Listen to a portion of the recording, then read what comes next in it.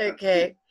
I've got us recording. We're gonna make today's episode more interesting. People are getting the back behind the scenes here. You know, you're outside, I'm in the same place. Okay. Yay! Blog Talk Radio. Well, I'll tell you what, friends, we're really glad you're here because we're really glad we're here. Dr. Charlie, how are you today? I'm doing outstanding. How are you? Oh, my friend, listen, we've been on the phone for a half hour while I've been probing you to tell me stories as I was sitting here at my computer for an hour as it was frozen and talking to you saying, okay, it's restarting. It's at 6%. All right, it's at 24. Then all of a sudden it's at 64%. I'm thinking, okay, I'll be free for Freedom Fridays any moment now. 45 minutes later, we're on the phone. So we're really happy to be here on Blog Talk Radio, the K Factor, where K equals kindness and the factors are all the things that lead to it. Sponsored by none other than Partners in Excellence, LLC. Dr. Charlie and I are Partners in Excellence. We are determined to shoulder it up together and make the reach for excellence. And you never arrive, you get close, and then you raise the bar. So here we are on Freedom Fridays, and we are seeking freedom, mental, psychological, financial, emotional, physical freedom. Thank goodness I have the freedom to be on today. Good grief, I wasn't sure. I was afraid to leave the room because I thought, I might hear like a fire or explosion or something. So, Freedom Fridays. We got a lot of content, but man, it's tight. It's tough. What do you want to talk about? A couple things. I'm thinking about this concept of Freedom Fridays. And so one of the things that came to mind today was thinking about acceptance. Empathy? Okay. Acceptance. Oh, acceptance. Acceptance. And can you hear that horn honking? I love that horn honking because, usually on our show, we have got our mascot on my end, which is the lawnmower. So that now you have, it's a duck. What it is it's a syndicated duck. And usually when the horn's honking like that, somebody comes running out of their house and goes like this and turns the thing off.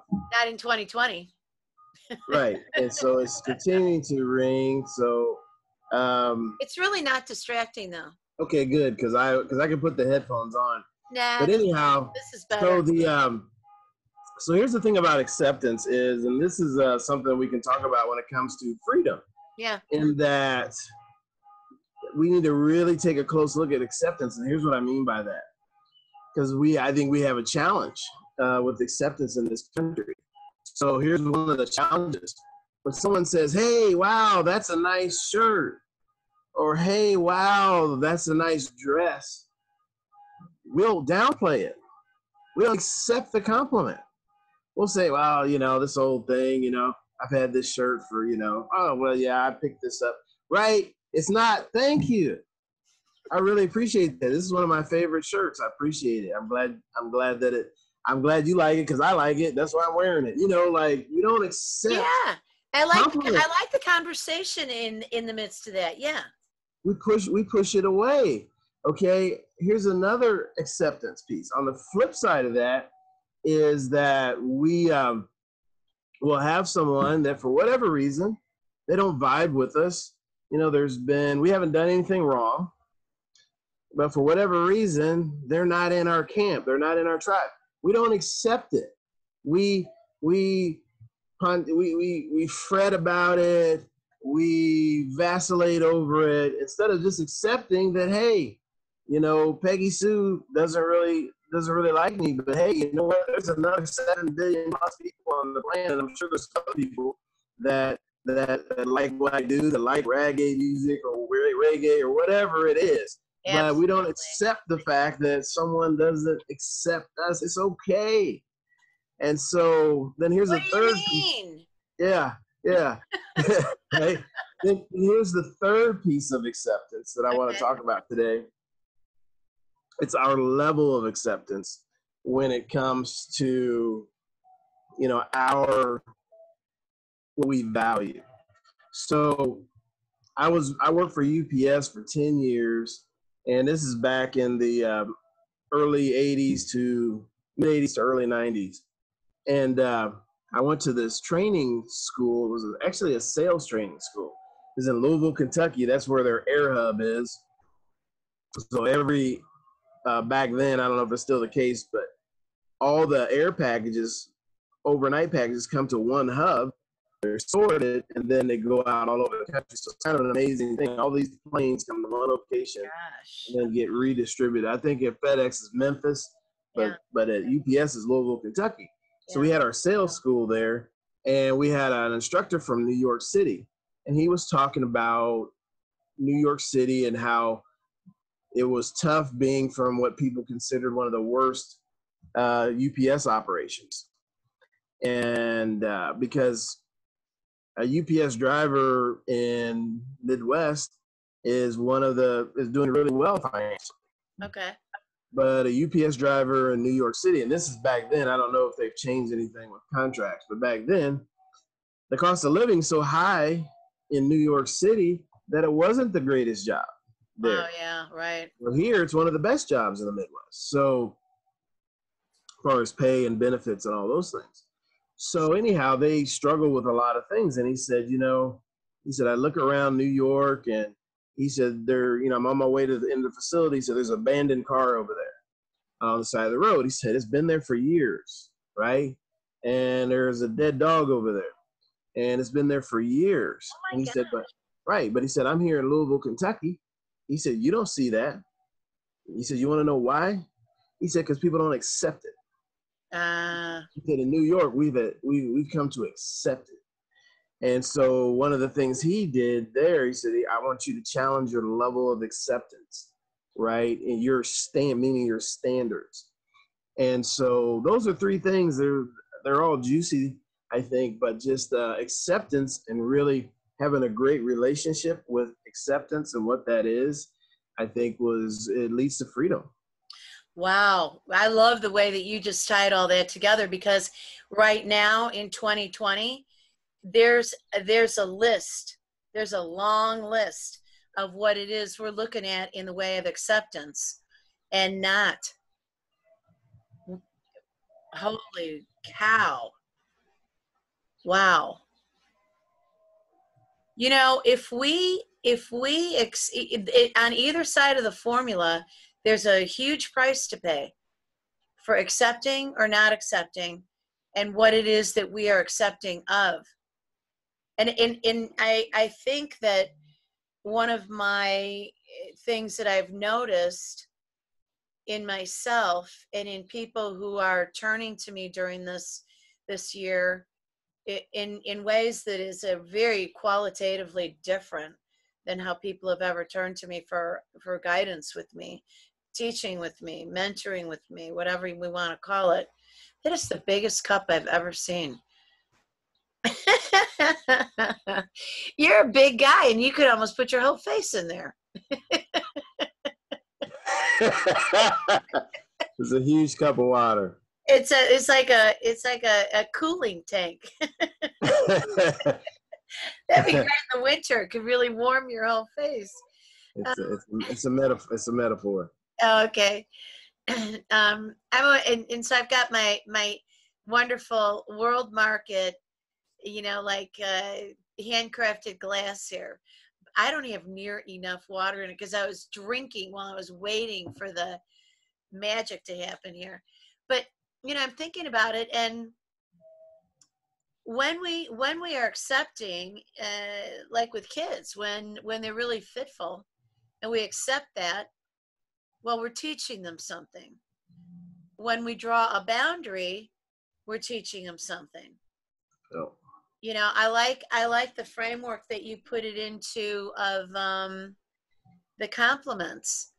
as a matter of fact, it was funny because I was thinking about compliments the other day. Somebody was paying me a compliment, and I turned it into a joke. It's not very gracious. And then, of course, everybody laughs. Right. And so that really thing about it is what we're actually doing there is we're communicating, because our subconscious mind's always listening. Yes, it is. And so when we say, hey, yeah, this is an old shirt, it's not that great, our subconscious mind says, yeah, it's not that great because that's what you said, right? Or I'm really not that good, even though they just told you that you did a wonderful job. You're like, I don't know about that. I can work on this, work on that. We're communicating with ourselves. Once again, we're not that good. We're told by a group of people that was good, and then we don't accept it. Right. And so what that does for our self-esteem is not positive. No. It's not. But it's given in the spirit of humility, right? We're trying to be humble, but we're hurting ourselves. Yes, because it's truly self-deprecation. Right. We're hurting ourselves unintentionally. Yeah. And I think just being mindful of that will help us be more accepting of compliments. Hey, you did a great job, or you did a good thing, and someone thanks you for it. Accept it. I appreciate that. I appreciate you noticing. Yeah, yeah. I remember I got several comments the other day. I'd made a video, and I made a little adjustment to my goatee. Okay. Subtle, but I made an adjustment to it. And so like 3 people said, hey, rocking the goatee, something like that's the greatest. One guy said, I don't know, this has nothing to do with your post. That's the greatest, most well-groomed goatee I've ever seen in my life. That is all. That's what he wrote. And so for me to then come back and say, well, it's not that great. Well, I'm working on it. Did you really? I know I didn't do that. Okay.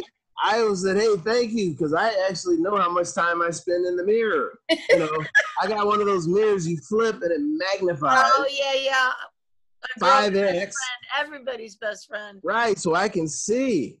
And I didn't have that for like decades of my life. And then when I discovered one in a hotel, I'm like, oh my God, I got to get one of these.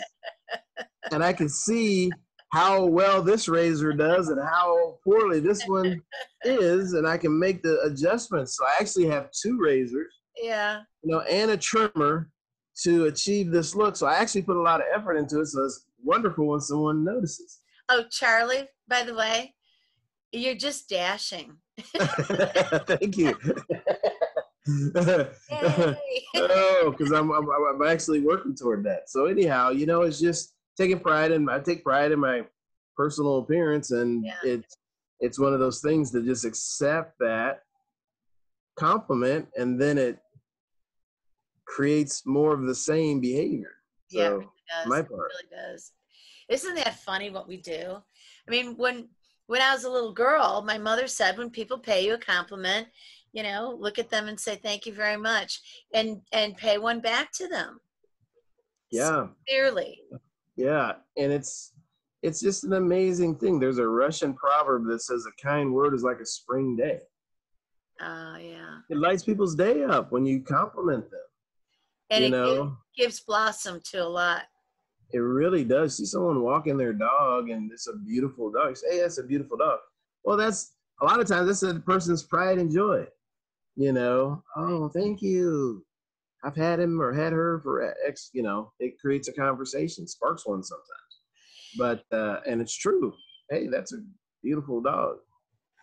One of the things I've noticed this year in encounters with others, whether it's over the phone dealing with a service person, or it's like customer service, because we're relegated to this, right? Or where it's live. I'm at a store. Everybody's got a different layer of stress that's coming out in their behavior, and I find myself engaging at some points, and like I had an incident with a gal at the grocery store, and it was just a little, like she was tense and fussy, and and I was getting aggravated. I couldn't figure out, when you put your credit card in the machine with the chip on it, and if it's not a debit card, then if it thinks it's a debit card, you have to punch in the code. It's a credit card, and then at each store, it's a different button that you push to make it go forward. It's not standardized. So she was agitated with me because I said, well, so all right, end the mystery. What color is it? She refuses to tell me. She tries to reach forward, and then she's got this plexiglass thing there, bonks her head, tries to reach and pull it back. And I said, just, what is it? Just tell me what it is. And she was already on that path of stress, right? I stopped myself and I looked at her and I said, you know what? You've waited on me before. You're really a sweetheart. I know that you are better than this, and so am I. So let's start over. I mean, not with the whole transaction, but hi, you're probably having a full day. How about if you just tell me what button I need to push, and I'll take care of it from my end, as opposed to kind of saying in a complaining way, what button? Like it's a big deal, It's a button. It's a button that's, making life easier. So, when we're talking about acceptance of ourself, acceptance in that moment of stress, to be able to take the focus off of ourself, put it onto the other person, look in their eyes, look in their face and see, what's the impact I'm having here? Even if somebody's paying us a compliment, look into their face and see what's the impact, because you're probably going to see something lovely on their face, because they're feeling something positive as they're looking at you and experiencing you. And if you focus in on your reaction to that compliment, you're not even going to get the joy or give the joy that they're getting. Isn't that funny? I've never thought about it like that until this very moment. Mm-hmm. Yeah, it's a fascinating, just when you really look at some of these nuances in life, they're small interactions that have a very large impact on us and others. Huge. So I'm sitting several days in a physician practice, seeing patients as they're coming in, coordinating with the physicians on what it is that's going on with them, because there's such a high incidence of people coming in because they're really stressed. They're not needing to see a psychiatrist. They're not completely strung out. They're not having suicidal ideation, at least not the ones that I'm sitting and talking to. But they're trying to figure out how to deal with what's happening in the world and what's happening in our culture here in the United States right now. And they're just, there's a level of thinking that's kind of the beginning, first step, low level. Then it turns into a little bit of concern because you've been thinking about it. And then you add some worry into it because you've got some evidence that you should be concerned. And then you go from worry up to some anxiety.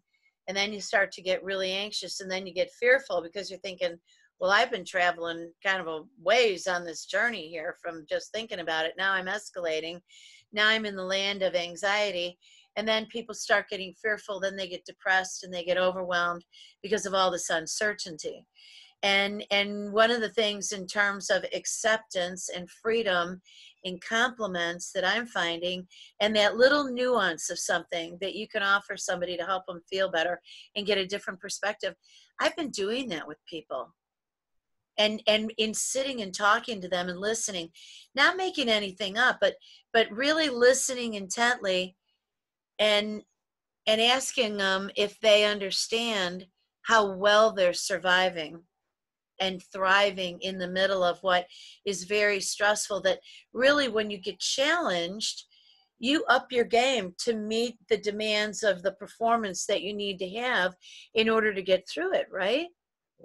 I mean, this is an athlete. I know this is a former athlete and a wannabe. I want to be an athlete again. I really do. I got to rise to the challenge here for my freedom. And I mean, seriously, I'm joking about it, but with your athleticism comes your svelte, comes your strength, comes your ability to have a freedom of movement that psychologically is so empowering, Mm-hmm. right? Yeah.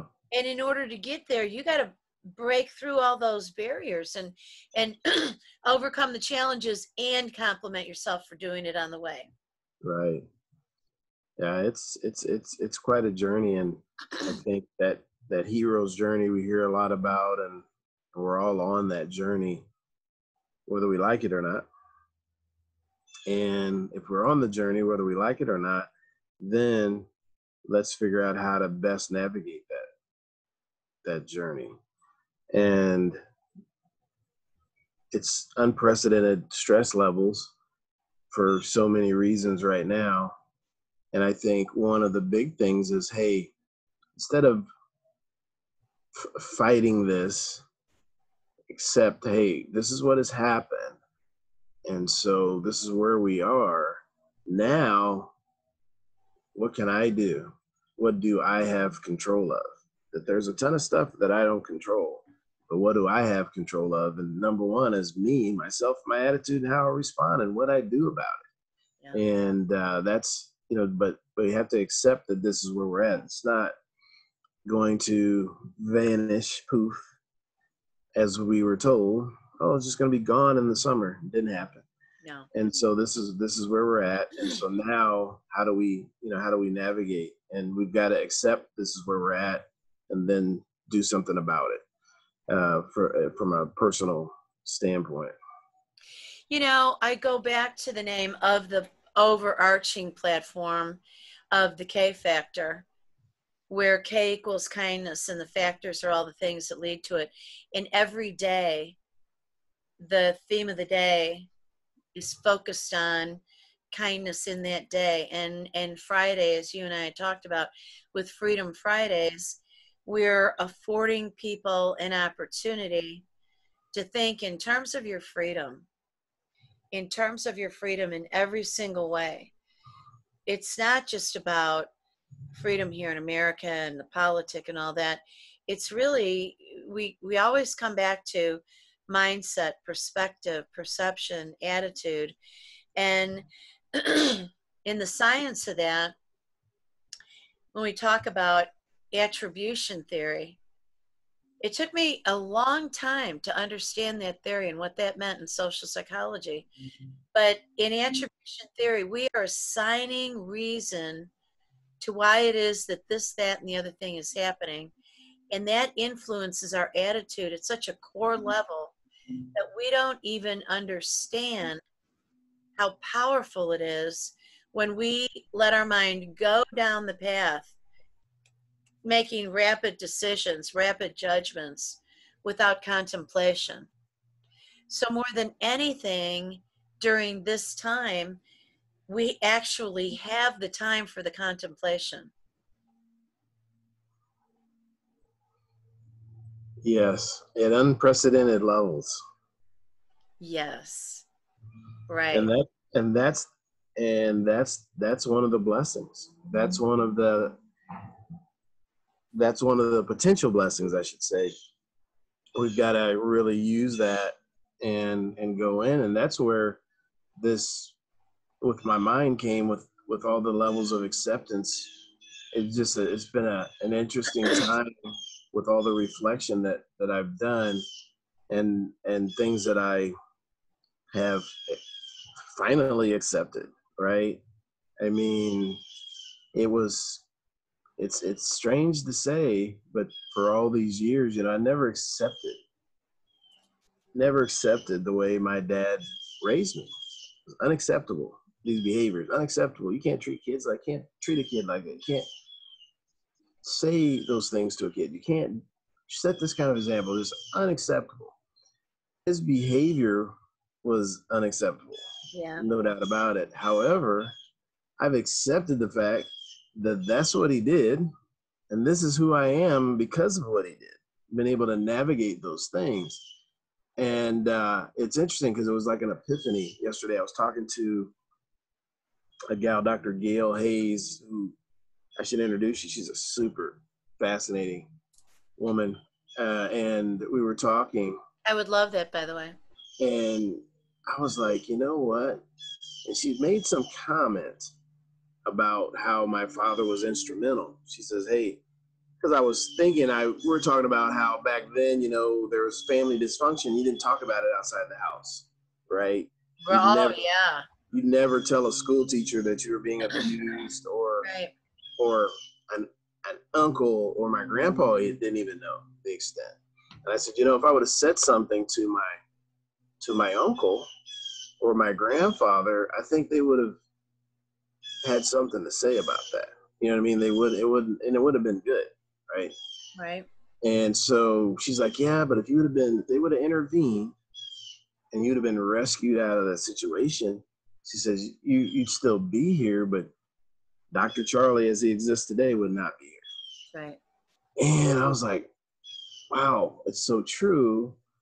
Then I connected with a conversation I had with my mother after my father passed away. His last 6 months, we didn't speak at all. I just couldn't do it. I was like, this guy's too negative. He's drowning me. He's had 50 years to get it right. He can't do it. So that was it. So I remember apologizing to my mother, saying, hey, I'm sorry that, Dad and I didn't get along, and, I have some responsibility in that. And so I apologized to her about that because it affected her, obviously. And she looked at me. She says, that's all right. But she says, your dad wanted two things for you. He wanted you to be tough, and he wanted you to be smart. And you're that. You are that, Charlie. And I was like, wow, he got it done. Terrible how he got it done, but he got it done. And so I can accept that in the end, I was able to make some pretty good lemonade with a bunch of lemons and not much sugar.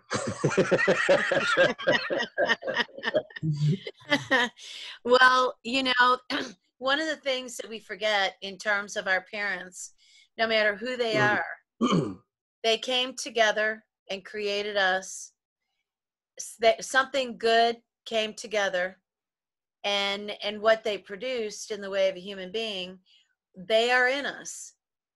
And if we can look for what the strengths are and understand what the challenges are and look at them as an example of those were the challenges that they put on me, but I dig a little further and I see where their challenges came from, then I understand something about myself and my capacity. And I understand I need to love them if I have any hope of loving myself. And that's probably the thing that I say to people when we're doing the personal side of the work, not just the business side of the work, but it always comes up what their parental experience was like, what their experience was being a kid. And when I throw that flavor into it, it's like taking a lettuce with no dressing and adding something delicious to it that's healthy for you, Like, really savor this, because there's no such thing. I've dealt with people who's had horrible abuse laid upon them from people who brutalized. But those brutalized people, I'm not going to do this person any good if I reinforce, yeah, you came from horror. No, because it plants something so awful inside of a person. I believe that our inner landscape is beautiful, and so what do? You nurture it like any garden, and you take care of the weeds. Some of them actually end up being herbs that are going to help to heal you. Mm-hmm. You didn't have a clue. Some of them are going to be like dandelions. People are killing them all the time. Well, they've got healing properties, and you can make wine out of them. It's really pretty. and when we do that, the freedom just opens up. I did a Zoom call with a family last night. Really, really lovely group of people. They had gone through something traumatic, and I'd asked that they all came together. And parents divorced and remarried to others. I said, "Come on, bring it all together here." And so we had this Zoom call, and I made a joke out of the Hollywood Squares kind of way that it was with the boxes filled, right? But when we got off, and I just kept one of the kids on the phone with me, and I made reference to one of the parents, the face cringed. And I said, and she wanted to keep talking. And I said, hold on a second. What's that about? Oh, there's just things there. Well, of course there are. There's things everywhere. And I gave her the same pitch I just did here. You came from these two people. They did fine in the Zoom call.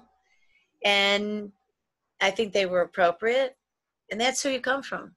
These are good people.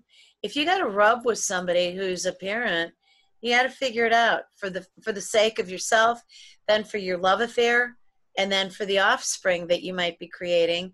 And then you're going to be that ugly parent. What? Where did you think you learned it from? We like to think we're so highly evolved beyond that. Oh, no, I'm smarter than that. Yeah. Then you hear yourself saying the things that your parents said, right? Right. And what is that? Talk about freedom. Will we ever really be free if we can't let go of the stop crying or I'll give you something to really cry about? Right. Heard that one many times. Everybody. Yeah. Oh my God, Charlie, we're out of time. Well, the first half hour was spent with me having to diddle around with my computer and get it to please be charming and start. And then it says, we can't finish your updates. Now we got to start over. Don't turn off your computer. So I was texting you,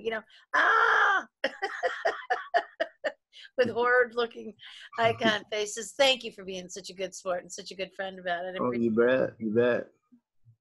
All right. So until next week, Dr. Charlie Cartwright, bless your heart for being a good sport. Peace out. Enjoy the squirrels in your yard there. And hey, do the goatee, dude. It's cool. Thank you.